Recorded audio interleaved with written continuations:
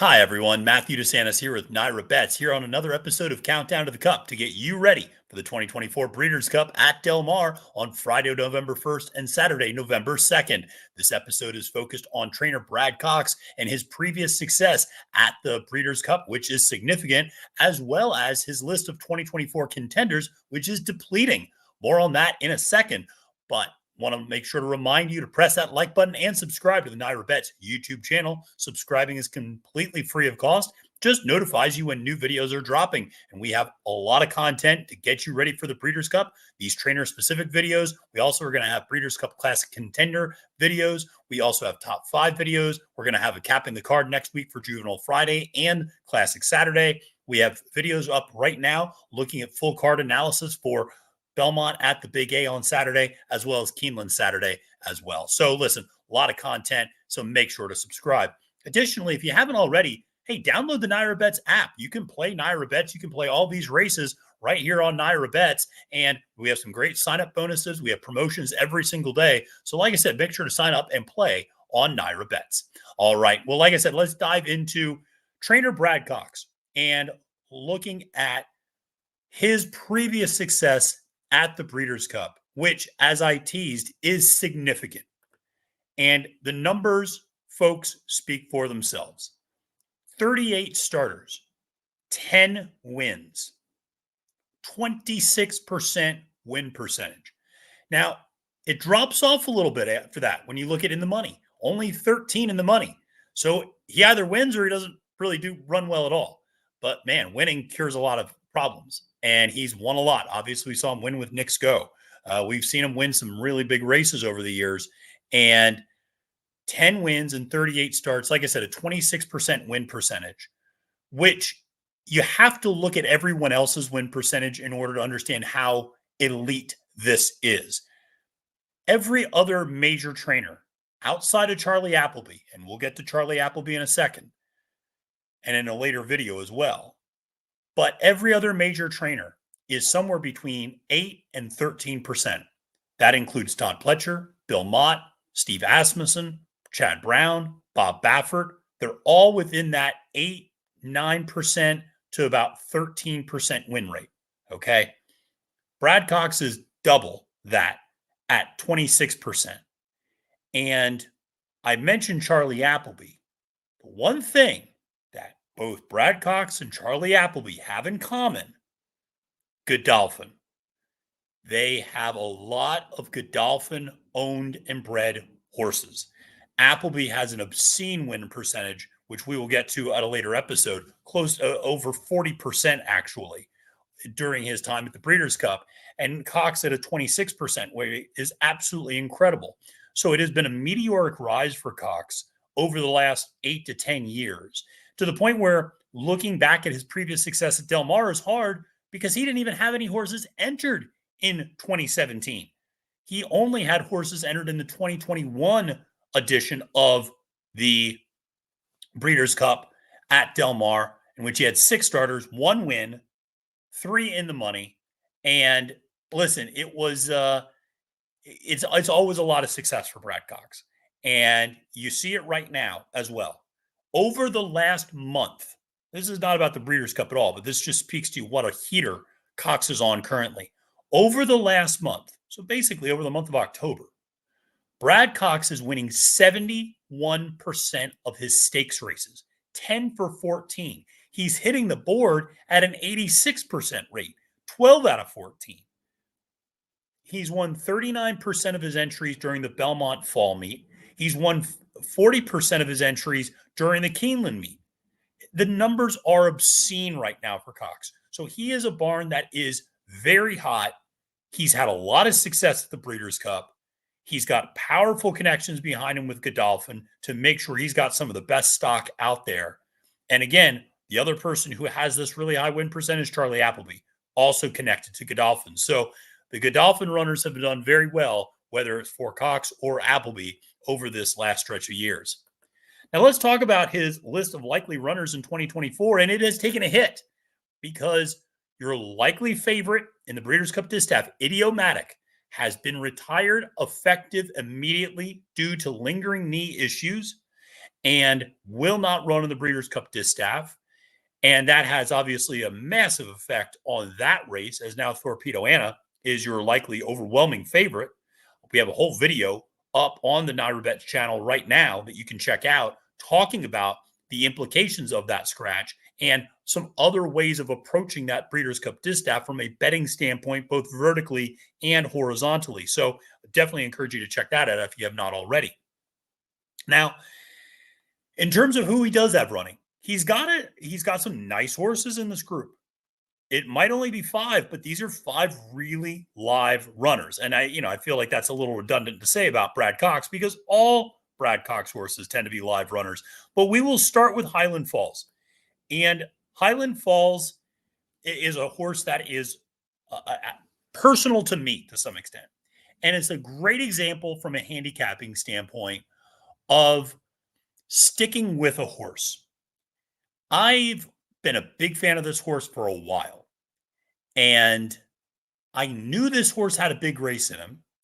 I just didn't know when it was going to come, and I was kind of on him a little bit sooner than others were, and much to my detriment, because I really liked him in the Monmouth Cup.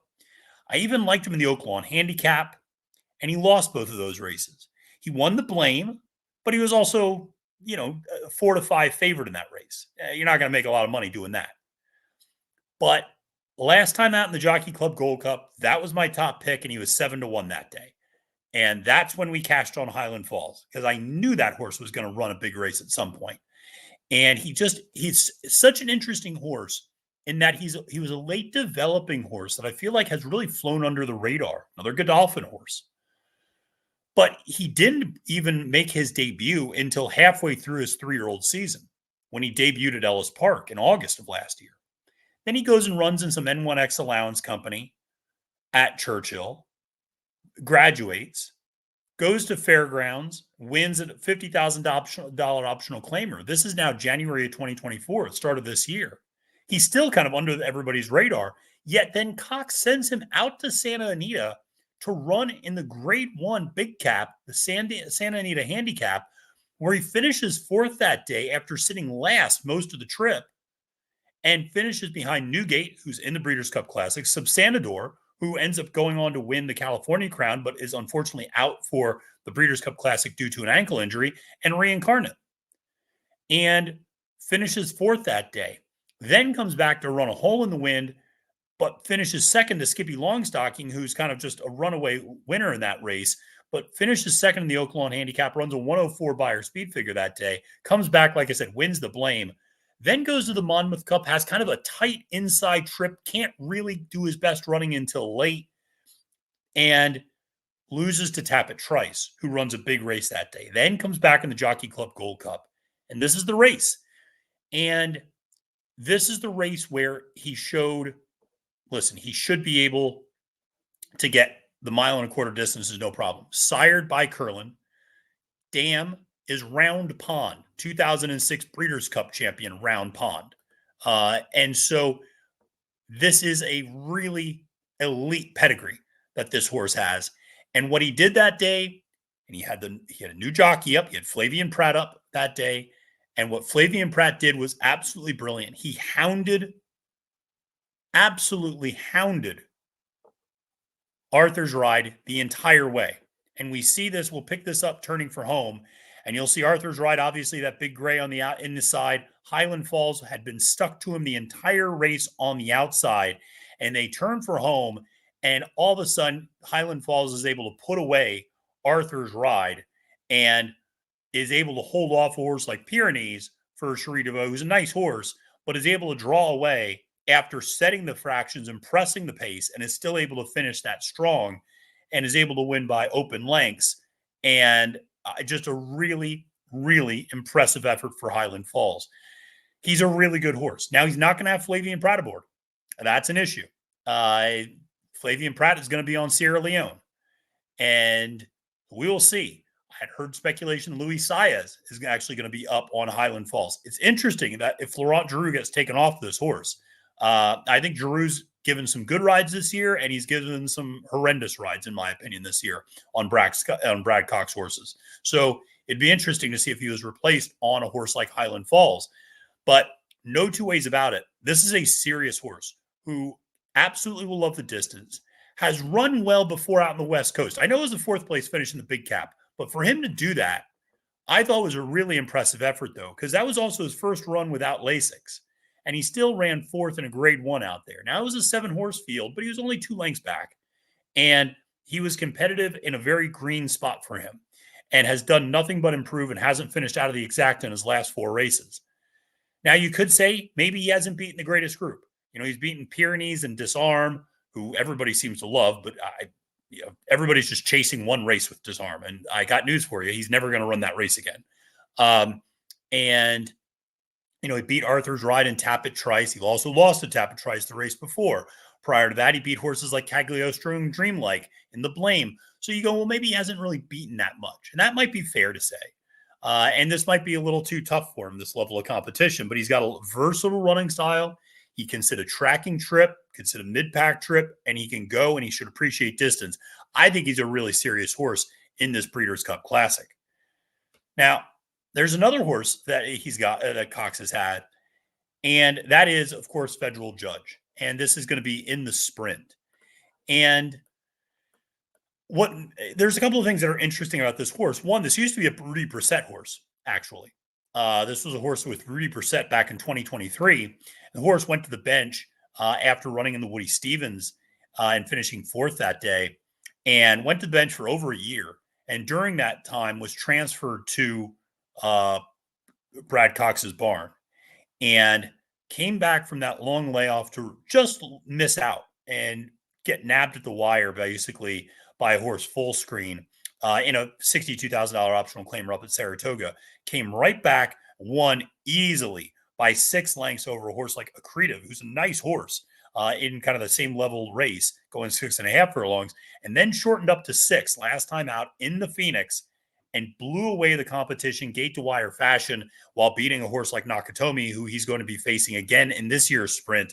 But Federal Judge, he looks the part at Keeneland. Here he is up on the lead and just easily, he's setting the fractions, and they're not going slow. They're going 21-3, 43-4, and he's just pulling away, finding more like it's nothing. And you see that everybody else kind of taking chase, and Nakatomi kind of futilely trying to make up ground there, and it's just not happening.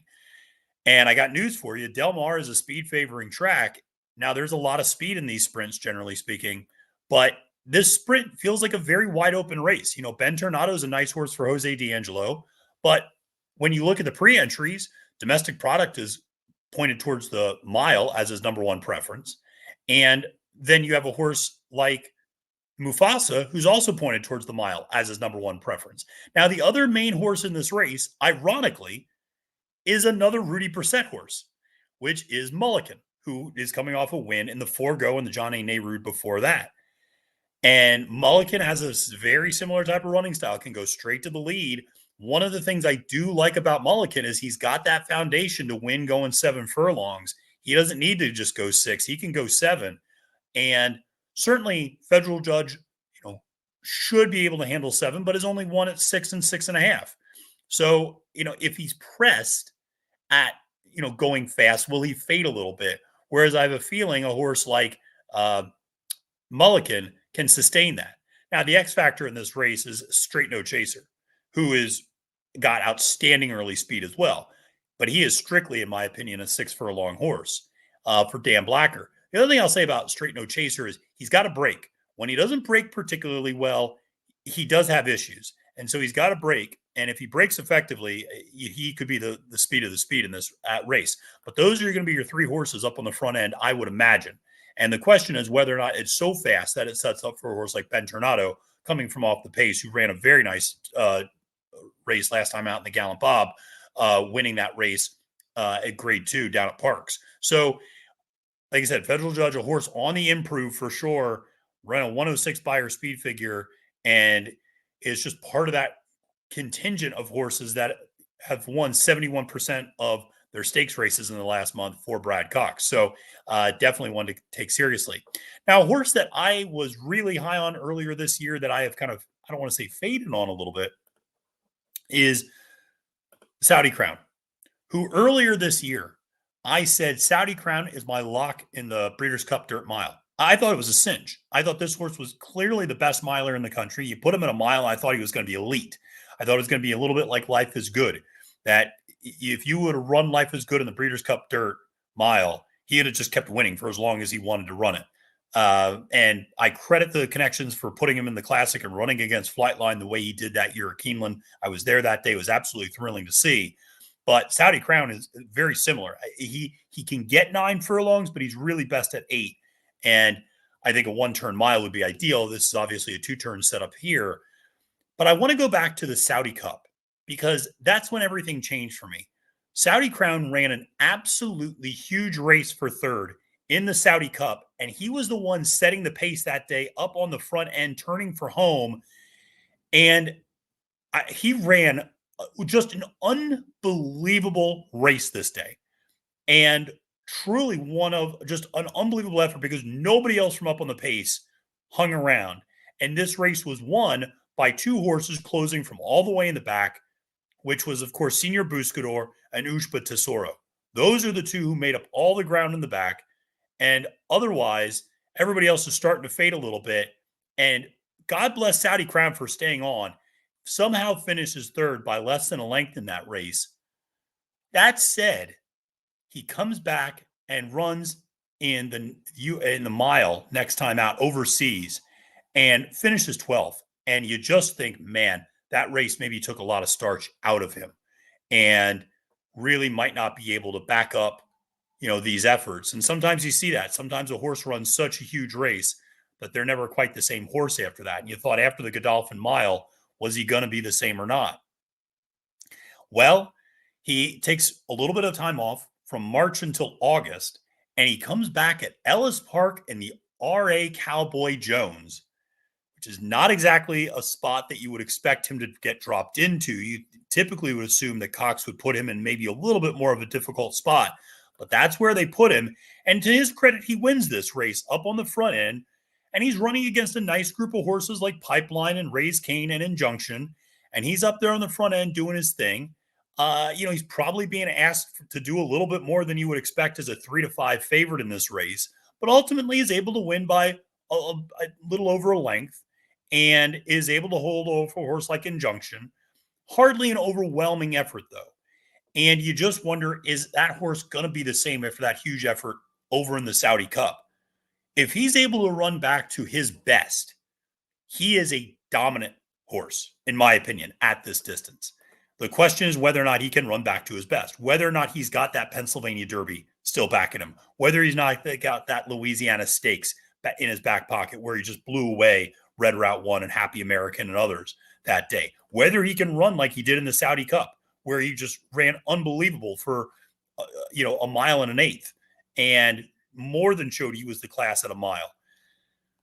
If he can get back to that form, then he's a really tough horse to get by in this race, especially considering, we don't know what National Treasure status is.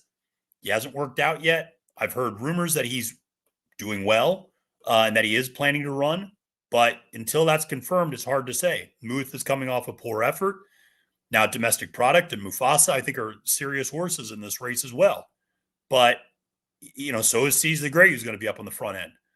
But, man alive, Saudi Crown is a pretty special horse if he's back to 100%, and that's the big question mark.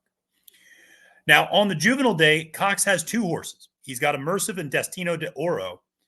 And Immersive has emerged as probably one of your favorites, I would say, in this race, in the Breeders' Cup fillies, and juvenile fillies, I should say.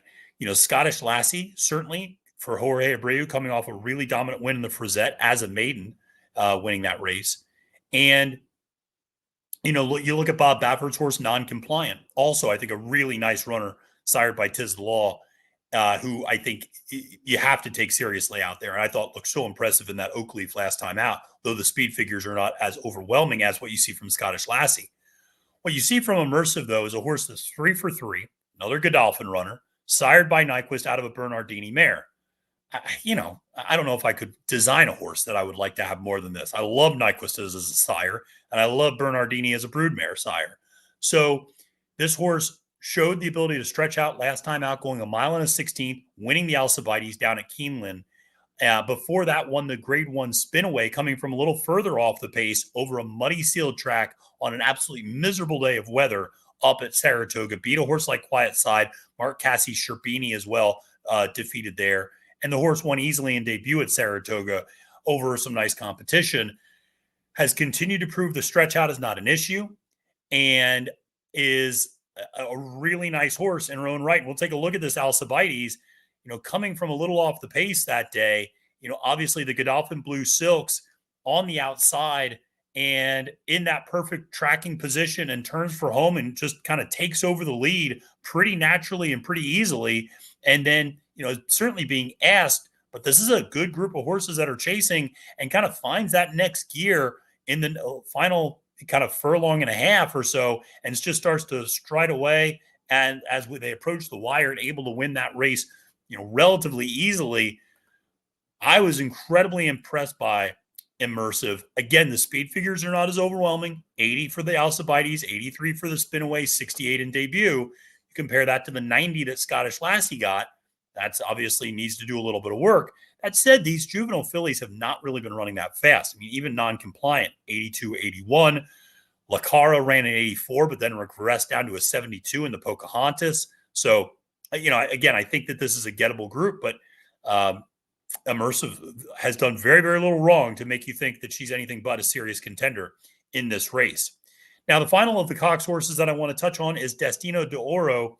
And this one is a fascinating horse because this one had a lot of problems at the start last time out. And that was kind of hindering her ability. Now, she's got an uphill battle, to be clear. She's going up against Lake Victoria, who is a perfect 4 for 4 for Aidan O'Brien and has gotten 2 great Group 1 wins overseas already and is going to be probably your heaviest favorite outside of Torpedo Anna of the entire weekend, okay? And maybe Cogburn. But those 3 are the 3 singles everybody's looking for. So to be clear, Destino d'Oro has her work cut out for her. But she's a really nice horse in her own right. Now, she is a deep closer. She won in debut at Kentucky Downs, comes back to run third by a head in the Jessamine in what was an absolutely thrilling finish.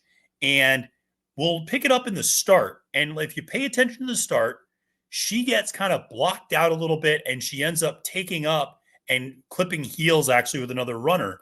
And so at the start, here she is. She's coming out. And you'll see here she gets pinched back and then she really gets pushed back in the red cap. And so, really has a lot of trouble there. We'll watch that one more time just because it goes by so quickly. But here she breaks from the inside or kind of the middle post position. And then right there, it gets clipped and it gets taken up. And now is at the back of the field going into the first turn. Now, coming for home, she's again going about 7 wide around the turn. Here she is on the far outside in the red cap. She's swerving around now. She's got to avoid other horses coming out. And at this point, you think, okay, maybe she makes a run for third or fourth. But she really puts on the afterburners here and starts just tracking everybody down. The other 2 horses that finished ahead of her had the jump that day. It's a 3-way photo finish at the wire. I thought she had it in real time. Ultimately, it was the middle horse by Frankie Dettori who had it that day. And it was a thrilling finish. But the horse Mayday Ready, who's actually in this race as well. But Destino d'Oro, pretty serious horse who's got a pretty serious turn of foot and could be pretty dangerous out there at Del Mar. Certainly one that has a lot of talent. But listen, Brad Cox, he's got 5 very live runners in here. And you have to take him seriously. Anyone who can win Breeders' Cup races at a 26% rate, you got to take seriously. And it'd be statistically foolish to think that he's going to go 0 for 5 this weekend, right? You win at a 26% rate. One of these 5 horses is winning one of these races. We'll see which one it is. If I had to say, Matthew, which one do you feel most confident could win this weekend? I'd probably say Immersive out of this group. I just think Destino d'Oro is facing Lake Victoria, who I think is just too tough. Saudi Crown's just such an X factor. Federal Judge has a lot of other front end speed to contend with. Highland Falls is just in a really tough spot in the Classic in terms of it just being a deep field. I think that horse is incredibly talented, but that'll be tough. It's going to be a lot of fun, though. That's for sure. Well, listen, folks, thanks so much for tuning into this episode of Countdown to the Cup, looking at trainer Brad Cox and his success and his 2024 contenders. Make sure to press that like button and subscribe if you have not already to the NYRA Bets YouTube channel. We got a lot more coming for you throughout the week leading up to the Breeders' Cup. I'll be out there on site at the Breeders' Cup at Del Mar, so you want to make sure to follow me on Twitter at Phil Domenis. Follow NYRA Bets at NYRA Bets on X, because we're going to have a load of content for you out there. In addition to what we got on YouTube, a lot of stuff on social media and on Twitter. So make sure to go check it all out. All right, friends, my name is Matthew DeSantis, wishing you a great and prosperous day at the races and reminding you that it's now post time.